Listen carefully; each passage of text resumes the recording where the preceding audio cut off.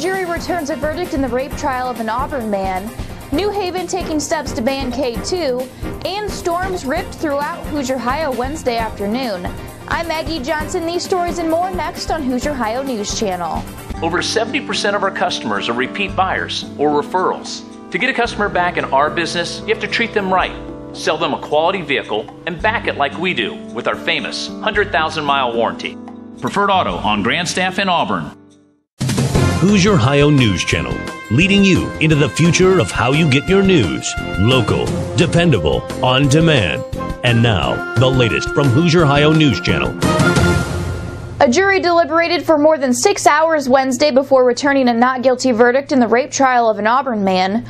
Gregory Stoller had been accused of having sex with a woman who had claimed she was unaware the act was taking place because she was passed out from being drunk.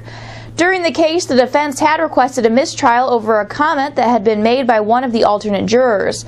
The motion was denied by Judge Monty Brown after he spoke with each of the jurors individually, and they all told him they had not heard the comment. According to the Star, after hearing the verdict, Stoller and his supporters let out gasps and cries of joy in the courtroom. An Auburn woman is recovering from injuries she suffered in a crash on Wednesday in Corona. According to the Star, 38-year-old Sabrina Christian was driving eastbound on US 6 when she swerved to avoid another car and her minivan went off the side of the road, ending up in a cornfield. Christian was taken to the DeKalb Memorial Hospital where she was treated for possible broken wrist. The driver of the other car, 17-year-old Whitney Wagner of Spencerville, was not hurt in the crash. The city of New Haven has taken the first steps towards enacting a ban on the controversial K2 substance, which many claim is a synthetic substitute for marijuana. The city council met on Tuesday and unanimously passed the first reading of a proposed ban. Although New Haven's police chief Mike Sweet says he supports the ban, he wants to be sure the language of the ordinance is correct. The ordinance calls for a $2,500 fine if someone is caught with the substance. Sweet says an escalating scale should be considered or perhaps replace the idea of fines with criminal prosecution. The council will hold a second reading of the proposed ordinance at their next meeting on October 24th. If that second reading passes, a third reading could be held immediately, and the ordinance could become official right then and there. Governor Mitch Daniels says he thinks Indiana is getting a raw deal when it comes to the latest stimulus money approved by Congress. Daniels says that he feels Hoosiers are having to bail out the other states that weren't as careful with their budgets. Even so, the governor says he'll cash any new checks that Congress sends his way. Another round of storms ripped through Hoosier Ohio Wednesday afternoon, dumping nearly 2 inches of rain in some places. Angola was hit hard with some minor flooding reports in several spots.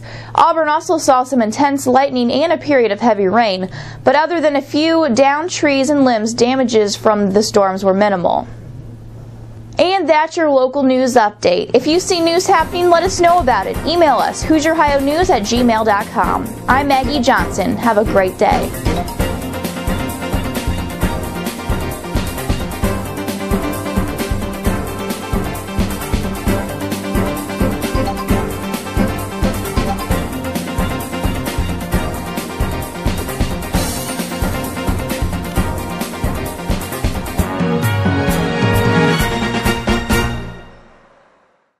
But you approved me for a car loan 2 years ago. Times are tough. We've had to tighten up our standards. Do you approve any car loans? Let's see. But here's some great news. I just got my bonus. If you've been turned down for a car loan, you need to see us today. Preferred Auto is the largest independent dealer in the state, so banks and credit unions want to lend us money. If you're tired of hearing no, it's time to start hearing yes. Come see us now at your Preferred Auto on Grandstaff next to Hollywood Video.